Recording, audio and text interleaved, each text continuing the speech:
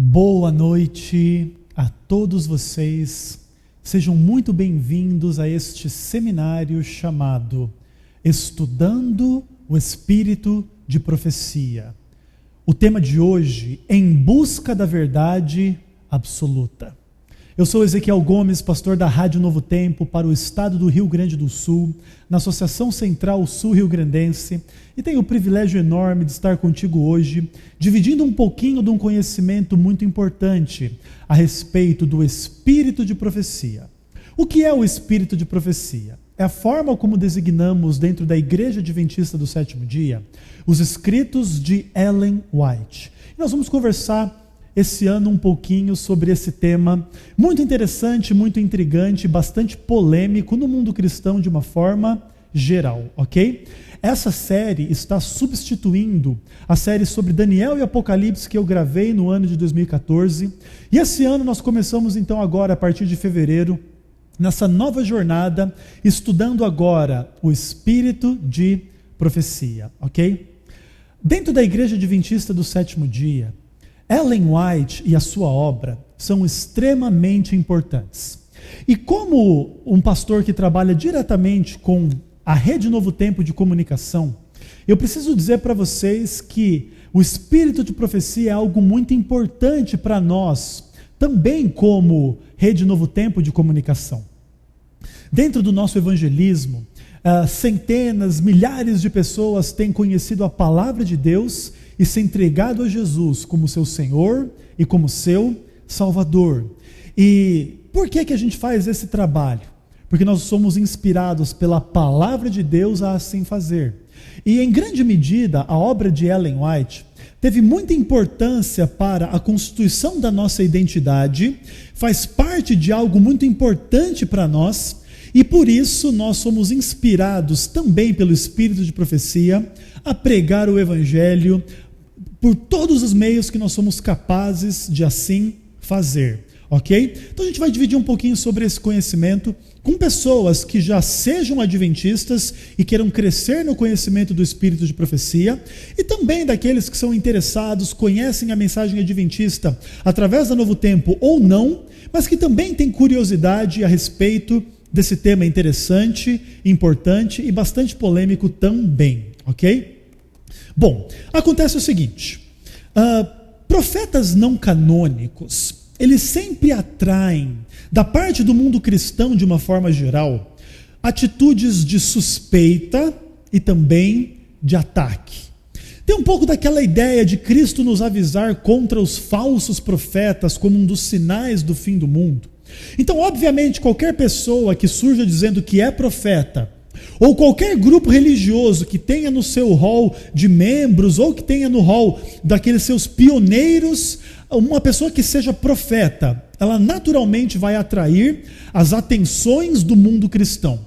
Especialmente diante dessa ideia toda que a Bíblia é a única regra de fé e prática e devemos seguir somente a Bíblia. Então, será que a presença de um profeta nega esse princípio fundamental daqueles que creem na palavra de Deus? Especialmente quando são protestantes, como a Igreja Adventista do Sétimo Dia é uma igreja protestante? Perceba que essas são questões muito importantes e que geram polêmicas no mundo cristão de forma geral, católico, protestante, espírita e etc. Você consegue perceber essa polêmica e essa problemática de forma muito fácil na internet. Você percebe que existem centenas, milhares, muitos sites em português e em outras línguas que atacam a Igreja Adventista do Sétimo Dia e a pessoa e a obra de Ellen White de uma forma específica, ok? E o que acontece? Muitas vezes a gente trabalha na Rádio Novo Tempo, no meu caso, ou na Rede Novo Tempo, caso de outras pessoas, e trazemos muitas pessoas para a igreja através do batismo e etc. Entretanto, muitos desses novos conversos, às vezes eles chegam na igreja sem uma bagagem maior a respeito do Espírito de Profecia. E esses muitos sites e etc. que existem falando mal da igreja e mal do Espírito de Profecia, muitas vezes desanimam as pessoas que estão entrando na igreja e em muitos casos, infelizmente, acabam inclusive afastando pessoas da comunhão com a igreja.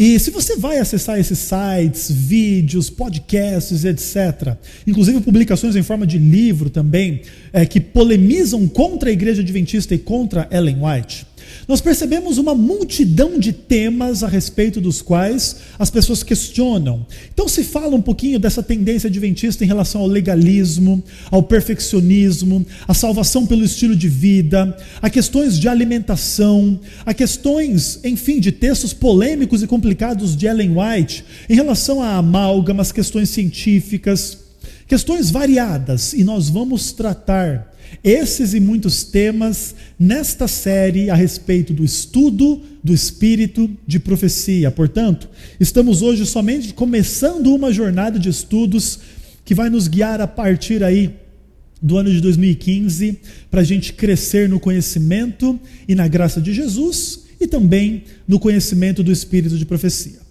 Além dessas polêmicas todas que tornam a questão muito importante de ser trabalhada de forma honesta, clara e direta, esse ano faz 100 anos da morte de Ellen White. E Ellen White nasceu em 26 de novembro de 1827 e veio a falecer em 16 de julho de 1915. Então, hoje, esse ano, em 2015, nós estamos no ano do centenário da morte de Ellen White. E para fazer uma biografia assim rápida com vocês e para vocês, Ellen White, ela era uma jovem de 9 anos de idade quando recebeu uma pedrada na cabeça. E aí, essa pedrada teve sérias consequências para a saúde dela e ela se tornou incapaz de continuar os seus estudos. Inclusive, esse evento na vida de Ellen White é usado tanto por críticos quanto por defensores da obra dela. Do lado dos críticos, as pessoas dizem: quando Ellen White levou essa pedrada na cabeça, ela ficou meio maluca, ela começou a ter visões, ela começou a ter alucinações e pensava estar vendo Deus, estar vendo Jesus, mas tudo aquilo era somente alucinação em função desta pedrada que ela levou na cabeça quando criança. Do lado dos crentes, daqueles que acreditam na sua obra como algo sobrenatural vindo do Espírito Santo, vindo de Deus, os crentes apontam o fato de que ela não teve instrução formal, como as outras pessoas, entre aspas, normais, e mesmo assim se desenvolveu pela graça de Deus e acabou, no final das contas, sendo uma pessoa que produziu grande quantidade de material e em grande qualidade também. Ellen White falou sobre ciência, sobre música, sobre religião, sobre teologia, sobre educação, sobre administração, de uma forma bastante acurada e aprofundada.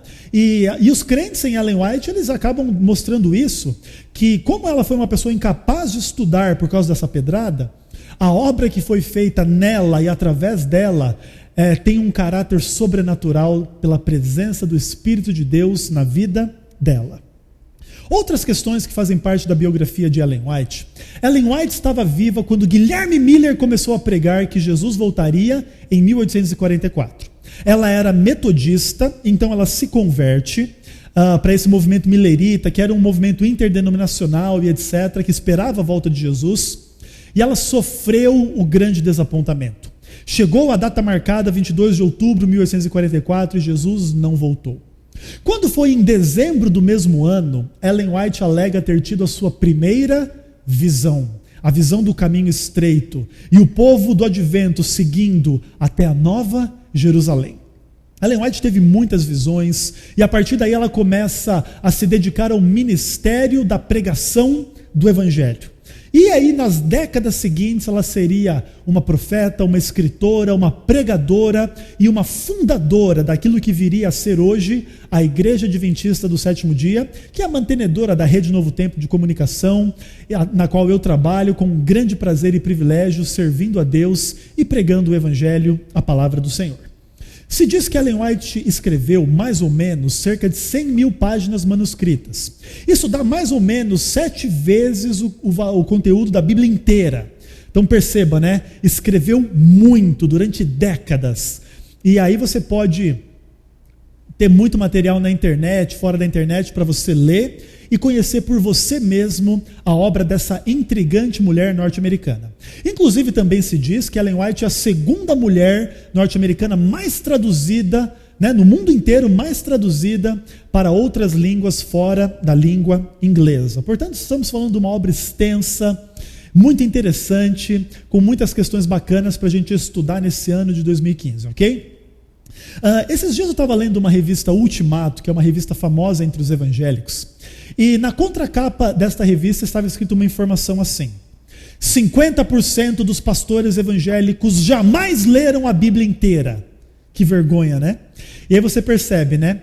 Se os pastores evangélicos, mais da metade deles, nunca leram a Bíblia inteira, como é que esse pessoal fica criticando Ellen White, a sua obra tão extensa? Será que eles leram o que Ellen White diz? Ou eles só leram afirmações isoladas, descontextualizadas, para combater a obra dela? Essa é uma primeira questão para você entender a respeito desse assunto, ok? De qualquer forma, dentro da Igreja Adventista do Sétimo Dia, nós temos, por exemplo, o Clube de Desbravadores, que lida com juvenis, adolescentes, etc. E desde juvenis e adolescentes, a Igreja Adventista do Sétimo Dia exorta que todos façam o ano bíblico, ou seja, a leitura da Bíblia inteira em um ano. Inclusive, existem muitos adventistas que leram a Bíblia inúmeras vezes durante a sua vida, porque essa igreja, apesar de crer em Ellen White como profeta, tem o seu fundamento na palavra de Deus e crê na sola Escritura, que a Bíblia é a única regra de fé e prática, assim como também única regra de doutrina, ok? Interessante também para você conhecer que a Igreja Adventista do Sétimo Dia, em função dessa crença no ministério profético de Ellen White, produziu, continua a produzir e continuará a fazer muita coisa a respeito da obra dela. Inclusive, esse vídeo é uma dessas produções, certo? E em forma de literatura, nós temos dois materiais aqui para indicar para vocês. Um deles é esse aqui. Está em português, é um livro que se chama Mensageira do Senhor, do teólogo Herbert Douglas. Herbert Douglas veio a falecer, infelizmente, no ano passado, já bem idoso, e deixou uma grande contribuição para a igreja. Mesmo que a gente não concorde com tudo que Herbert Douglas pregava, como todos têm direito de crer nisso ou naquilo, dentro da igreja existe essa liberdade, dentro de certos limites, dentro da submissão à Bíblia, Herbert Douglas deixou um legado muito interessante, impressionante para cada adventista do sétimo dia, e esse livro é um dos mais importantes dele. E muito do que nós vamos falar nesta série está contido neste livro. Exorto que você possa adquiri-lo. É um livro que está sendo vendido pelo site da Casa Publicadora Brasileira, ok? Um outro material que eu quero mostrar para vocês é esse aqui. A Enciclopédia de Ellen White, editado por dois editores, né? Dennis Fortin e Jerry Moon. Muitas pessoas escreveram muitos artigos para esse material aqui. Se eu não me engano, esse livro está sendo traduzido para o português, a versão que eu tenho é em inglês. Ainda não foi publicado em português, mas eu creio que em breve será um material de excelente qualidade. Nós vamos tratar muitas questões também com base nesse excelente material produzido pela Igreja Adventista do Sétimo Dia em relação a esse assunto, ok? Agora vamos lá. O título dessa introdução é Em Busca da Verdade Absoluta. Agora, o que é que a verdade absoluta significa? E aí a gente já começa a discussão. Alguns poderiam dizer, a verdade absoluta é a verdade última sobre tudo e qualquer coisa.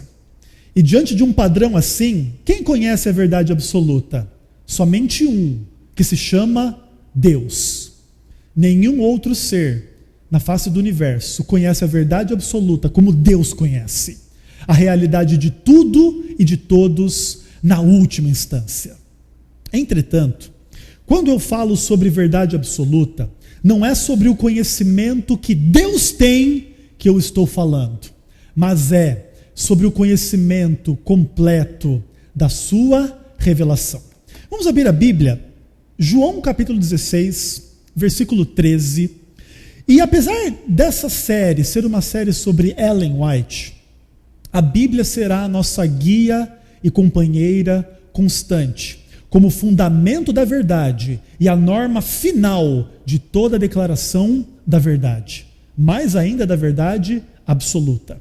Não dependemos de Ellen White para saber a verdade, mas dependemos do Espírito Santo. É o que Jesus nos diz. E a palavra aqui nos diz, Jesus falando, Quando vier, porém, o Espírito da verdade, ele vos guiará em toda a verdade, porque não falará por si mesmo, mas dirá tudo o que tiver ouvido e vos anunciará as coisas que hão de vir.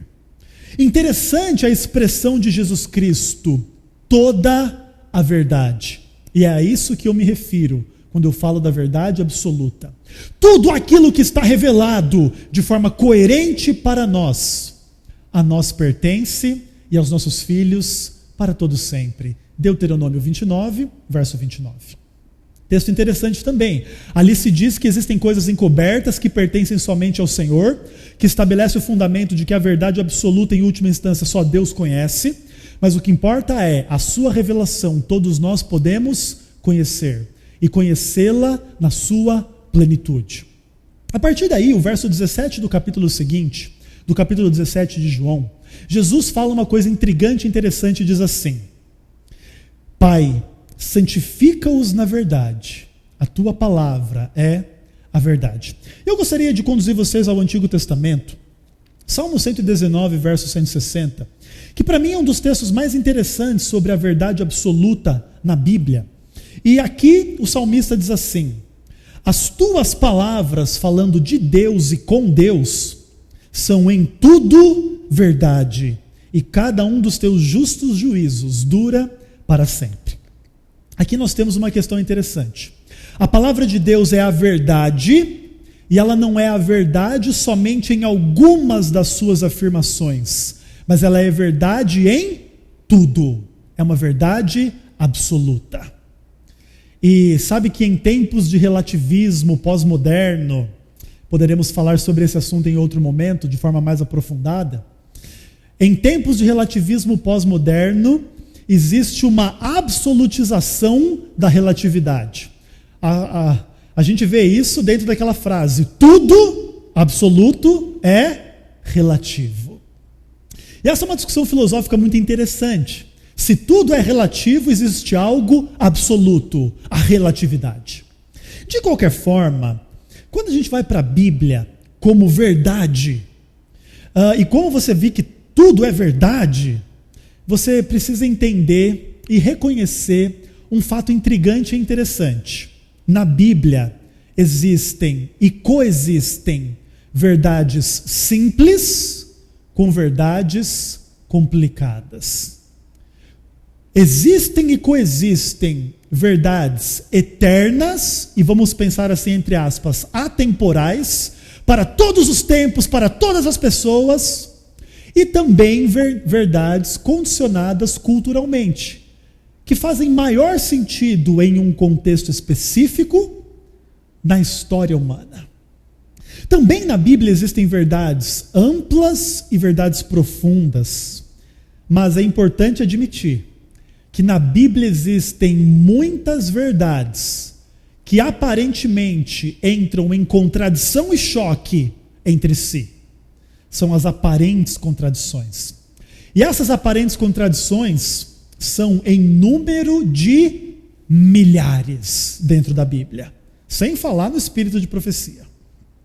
E eu queria ilustrar um pouquinho essa busca pela verdade absoluta, com alguns pensamentos a respeito da humanidade de Jesus Cristo.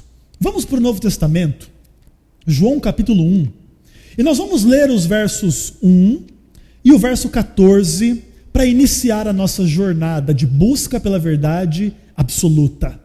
E a palavra de Deus nos diz assim: no princípio era o verbo estava com Deus, e o verbo era Deus.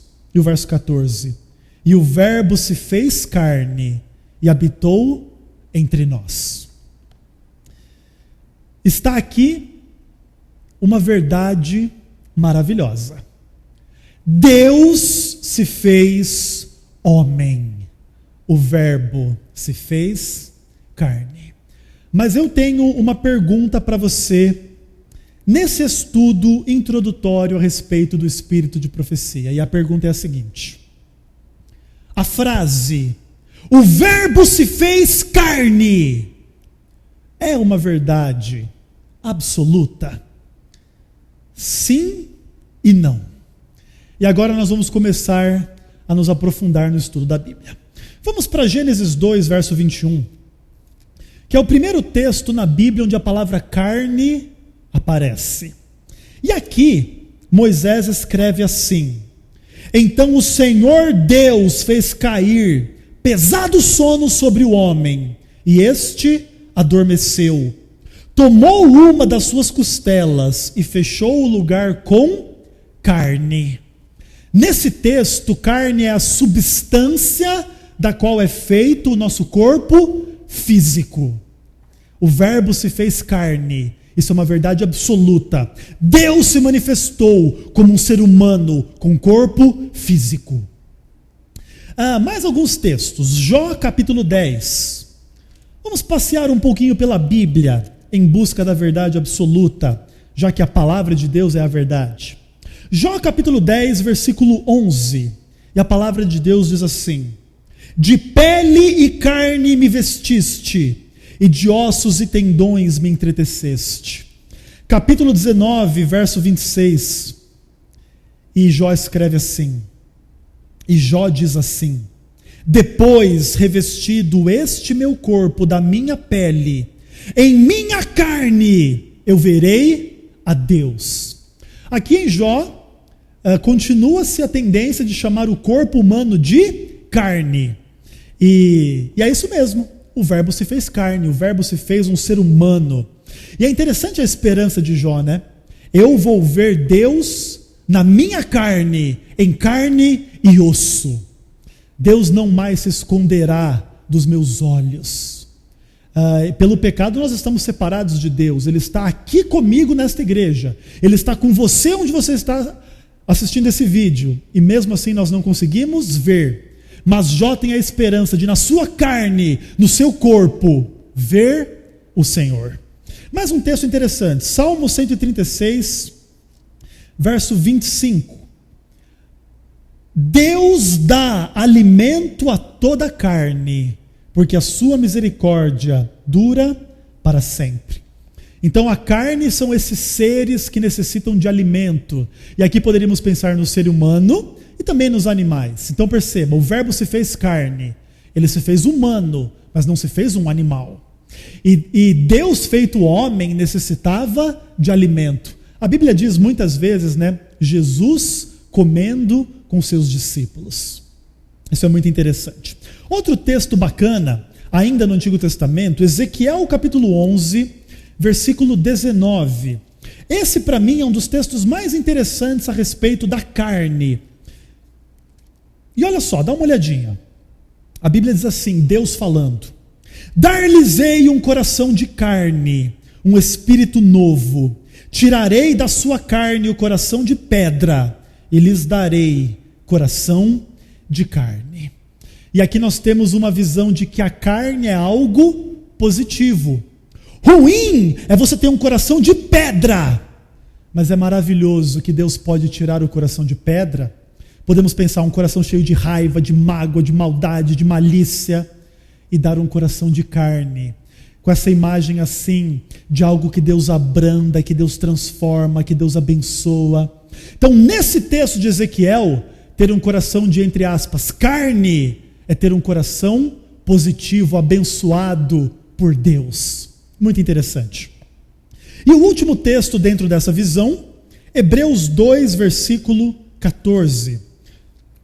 Texto bastante usado também para a gente conversar sobre a humanidade de Jesus Cristo.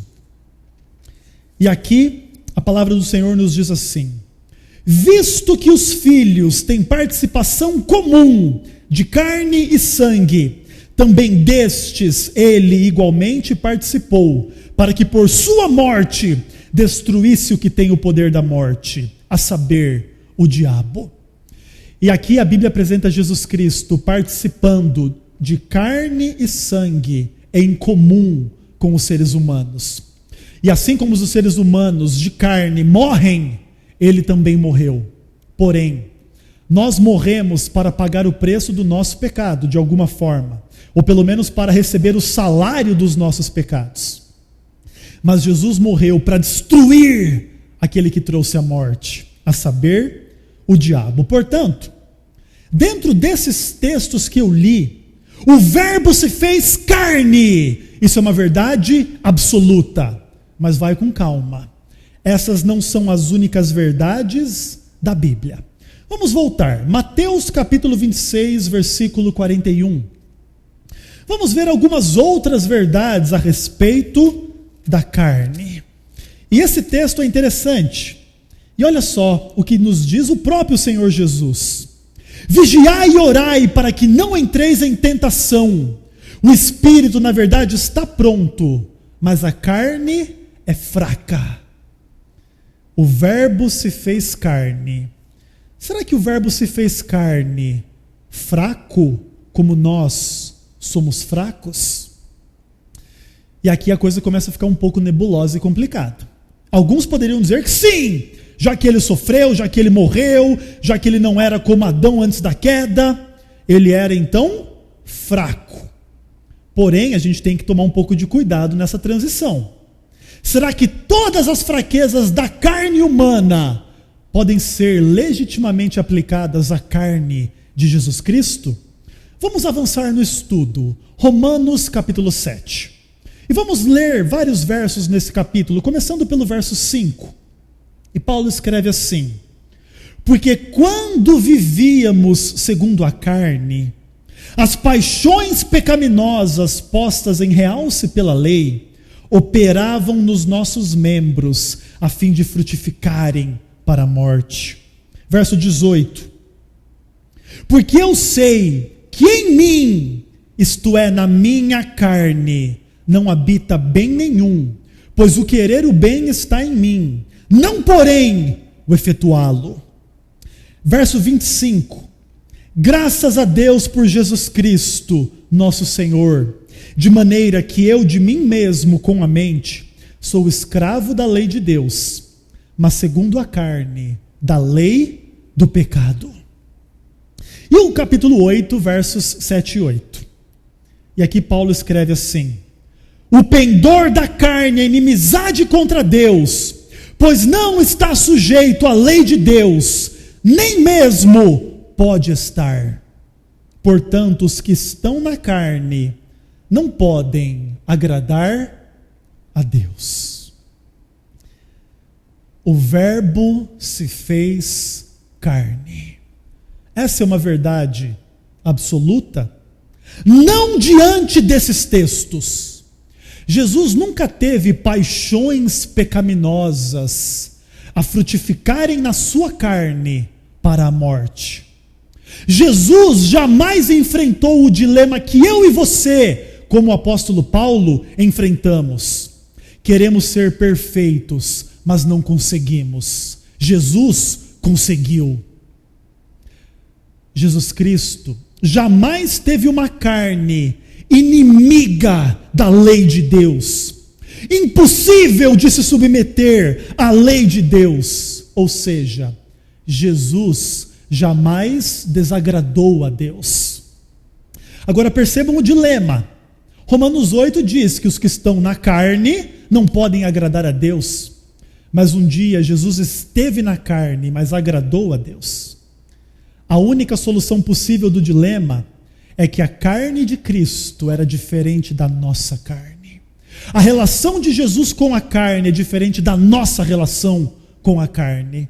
E a gente vai aprofundar essa compreensão em outros textos. 1 Coríntios, capítulo 15, versículo 50.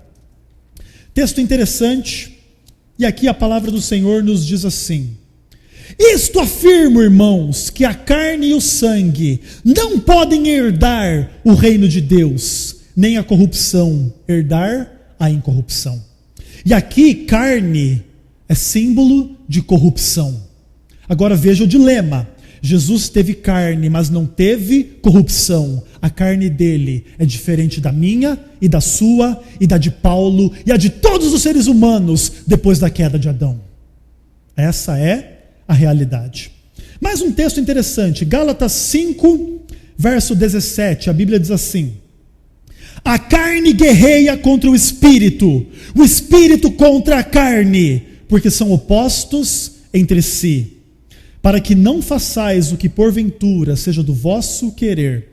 E aí Paulo continua o texto falando sobre as obras da carne, a prostituição, a inveja, a inimizade, a maldade, a malícia e etc. Agora veja o dilema. O verbo se fez carne. Essa é uma verdade absoluta? Não este tipo de carne. Jesus jamais praticou o mal. Jesus jamais guerreou contra o Espírito. Ele foi cheio do Espírito desde a sua concepção. Aliás, ele foi gerado pelo Espírito, cheio do Espírito durante a sua vida toda. A Bíblia chega a dizer que ele recebeu o Espírito sem medida. Outro texto interessante, Efésios capítulo 2, versículos 1 a 3.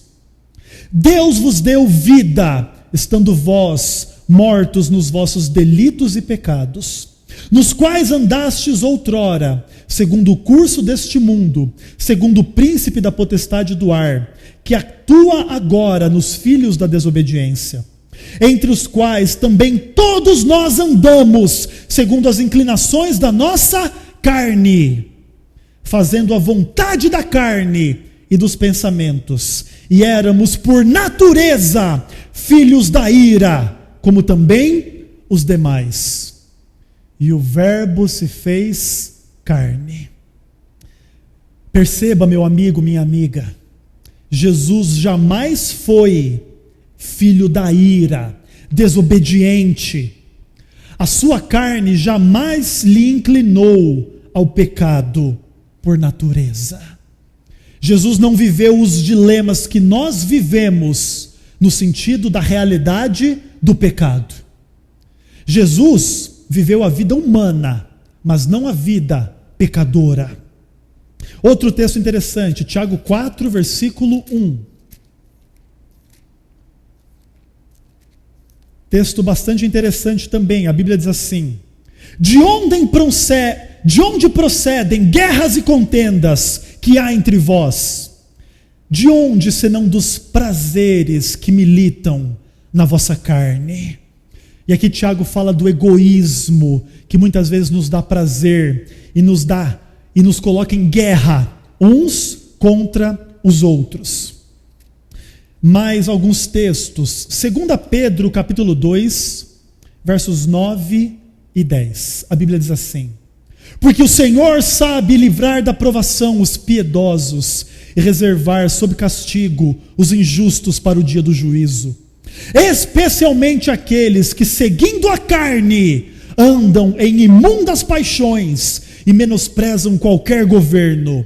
Atrevidos, arrogantes, não temem difamar autoridades superiores. Jesus Cristo se fez carne. Essa é uma verdade absoluta? Não esta carne. Jesus jamais teve o que nós poderíamos chamar de paixões imundas. Jesus jamais foi atrevido, arrogante, nem difamou autoridades superiores. Tem um texto no Novo Testamento que chega a dizer que Jesus nem difamou Satanás. Quando foi ressuscitar Moisés e Satanás estava ali, simplesmente lhe disse: que o Senhor te repreenda. E nem mesmo entrou em contenda, nem contra Satanás. Último texto, dentro dessa ênfase que eu estou tratando agora, Judas 23. E ele escreve assim: salvai-os arrebatando-os do fogo, detestem até a roupa contaminada pela carne. E esse é um texto interessante. A Bíblia diz que muitos homens e mulheres foram curados das suas doenças ao tocarem a roupa de Cristo.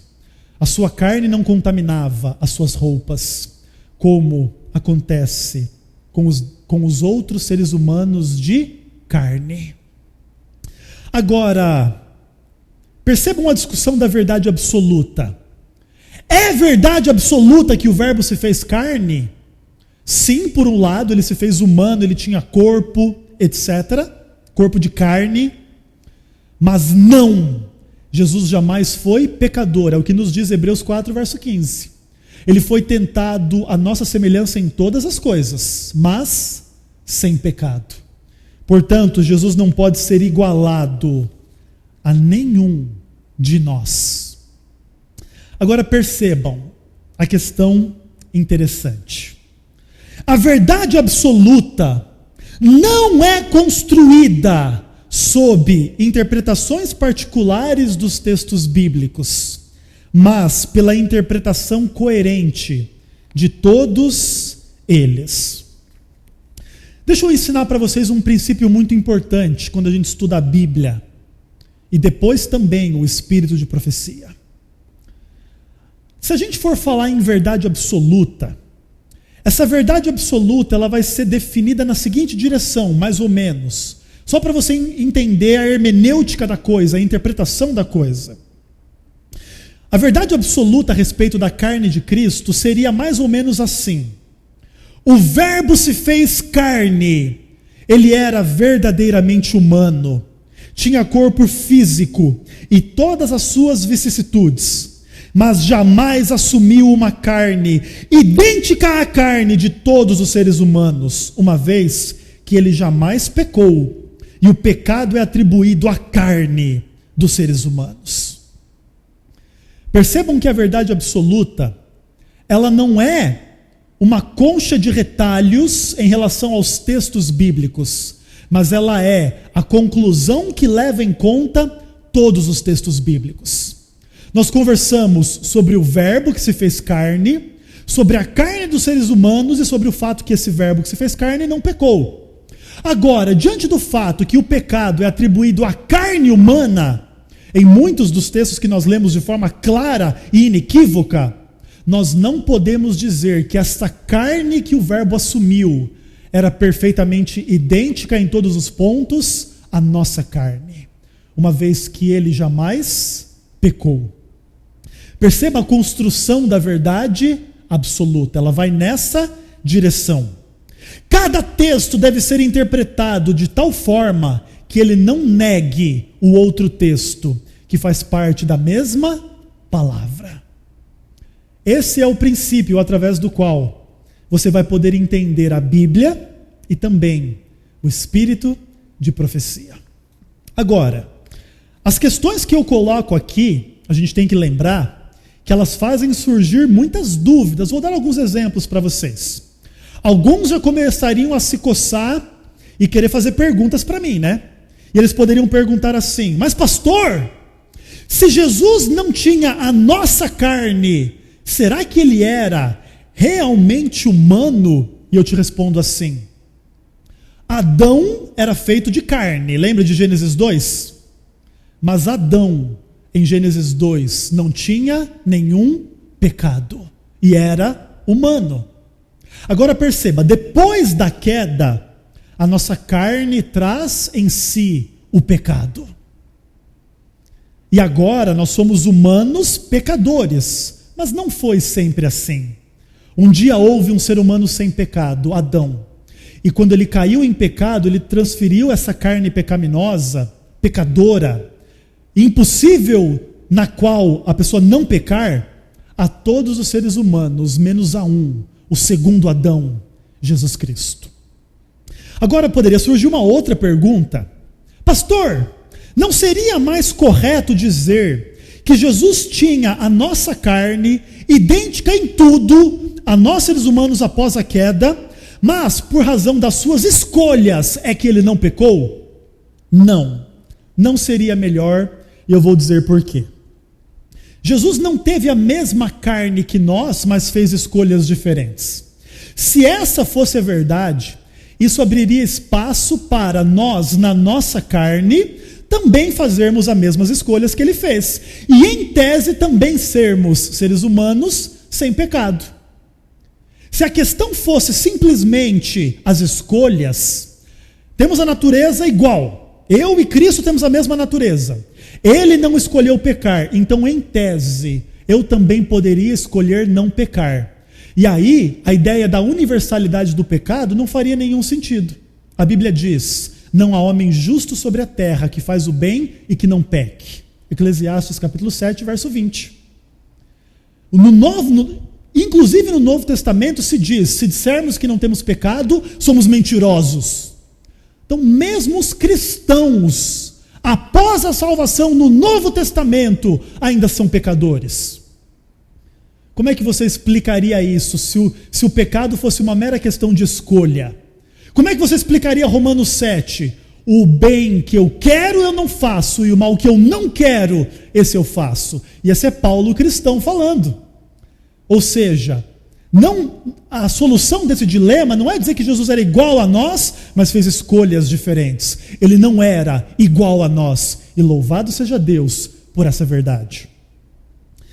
Agora, no final, aí alguém poderia perguntar, mas pastor, então isso tudo que você está dizendo não nega o nosso livre-arbítrio? Se eu não tenho liberdade de escolher não pecar, que livre-arbítrio é esse que eu tenho, pastor? E agora eu respondo para você. O fato de você não ter essa liberdade não diz que você não tem nenhuma liberdade.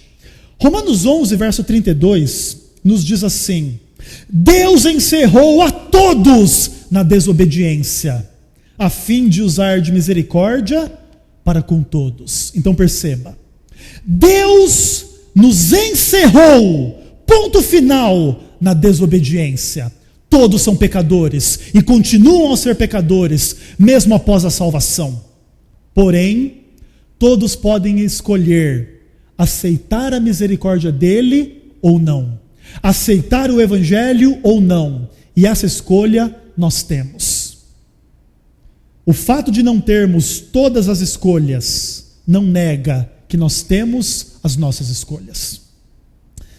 Agora, vamos pensar. O Verbo se fez carne. Isso é uma verdade absoluta? Sim, ele se fez corpo, ele se fez homem, ele partilhou da nossa natureza.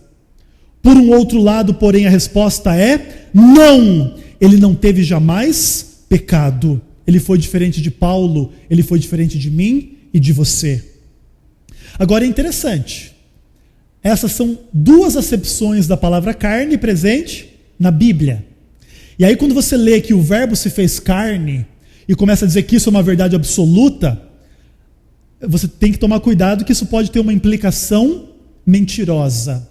Como se Jesus fosse como nós e como se nós fôssemos como Ele. Agora, deixa eu dizer uma coisa para você. O que eu estou falando para vocês aqui a partir da Bíblia é uma realidade complexa da doutrina do pecado. Poderíamos falar de pecado original, pecado por ignorância, pecado por negligência, pecado como transgressão, pecado como falta de fé, pecado como falta de amor perfeito. Então, o conceito de pecado é um conceito plural e amplo na Bíblia. Mas tem muita gente que quer negar a complexidade bíblica em nome do que Ellen White escreveu. E é por isso que nós precisamos gastar um tempo estudando o espírito de profecia. Percebam essa citação do espírito de profecia. Medicina e Salvação, página 181. Ellen White diz assim: Jesus tomou sobre sua natureza sem pecado a nossa natureza pecaminosa.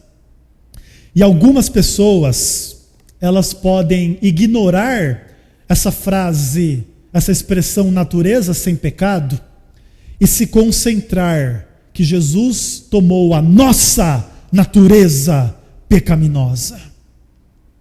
E a partir dessa frase de Ellen White, construir uma teologia que nega tudo isso que estudamos hoje a partir da palavra de Deus. E é por isso que esse tema de Ellen White muitas vezes é polêmico e confuso para o mundo não adventista. Porque aparentemente tem uma implicação negativa e ruim do que Ellen White escreve. Jesus não teve a natureza pecaminosa igual a minha e a sua. Será que ela escreveu uma bobagem nesse texto? Essa é a percepção de muitos cristãos não adventistas. Mas a grande realidade é que o assunto não é tão simples quanto alguns podem pensar. Nem alguns adventistas e nem alguns cristãos não adventistas. Agora, a partir dessa ideia que Jesus tomou sobre si a natureza humana pecaminosa, surge uma implicação na mente de alguns adventistas. E a implicação é: Jesus foi como nós, e nós, em tese, podemos ser como ele. E tem muita gente dentro da igreja que às vezes gosta de insistir nessa ideia. Jesus viveu sem pecar, eu também posso viver sem pecar. Jesus foi perfeito, eu também posso ser perfeito. Ele conseguiu, eu também posso conseguir. Entretanto, para terminar a mensagem de hoje, a mensagem introdutória sobre o espírito de profecia, eu quero dizer para vocês que o pensamento de Ellen White é mais amplo do que alguns admitem. E percebam essas 3 citações da obra de Ellen White.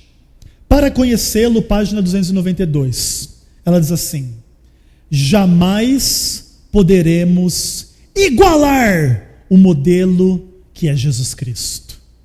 Nós podemos imitar, correr atrás dele o máximo que a gente puder, mas nunca seremos iguais a ele. Outra citação interessante e que quebra a implicação perfeccionista e pós-lapsariana do texto de Medicina e Salvação, página 181, que é o texto de Patriarcas e Profetas, página 373. Ela diz assim: em sua natureza pecaminosa, o homem não poderia guardar a lei. E aqui entra uma dinâmica interessante. Assim como a Bíblia diz que o Verbo se fez carne, mas essa carne não era igual à nossa carne, Ellen White diz que Jesus teve natureza pecaminosa, mas essa natureza pecaminosa não foi idêntica à nossa natureza pecaminosa. E esse é um ponto que tem que ficar absolutamente claro. Para Ellen White, no livro Patriarcas e Profetas, a natureza pecaminosa impede o ser humano de guardar a lei. E é por isso que nós não podemos ser justificados pela lei. Nós somos justificados pela fé, somente pela fé. É o que a Bíblia ensina e é o que Ellen White ensina. Justamente porque nós não podemos ser perfeitos. Mas Jesus pôde ser perfeito e guardou a lei de forma perfeita, de forma que ele não tinha essa mesma natureza pecaminosa que nós temos. E a última citação, Caminho a Cristo, página 62. Profanos como somos, não podemos guardar perfeitamente uma lei santa. Os evangélicos que criticam os adventistas e que criticam a obra de Ellen White como sendo legalista ou perfeccionista, muito provavelmente não conhecem esses textos, não é verdade? E falam tanta bobagem por aí. Nesta série nós vamos nos aprofundar no estudo do espírito de profecia, na luz da palavra de Deus. E nós veremos a coerência tremenda e profunda da palavra do Senhor e também daquilo que ele revelou à nossa igreja através de Ellen White. Persevere em estudar conosco. Nós vamos fazer do ano de 2015 um ano de tremendo estudo do espírito de profecia. E nós vamos falar sobre o pecado, sobre a lei, sobre a salvação, sobre a volta de Jesus. Vamos tratar dos assuntos sobre estilo de vida, alimentação, vestuário, maquiagem. Vamos falar do culto, sobre música, sobre oração. Vamos falar dos eventos finais, fechamento da porta da graça, chuva serôdia. Não percam a nossa série de estudos sobre o espírito de profecia. E que Deus te abençoe e te guarde. É o meu desejo e a minha oração, em nome de Jesus. Amém.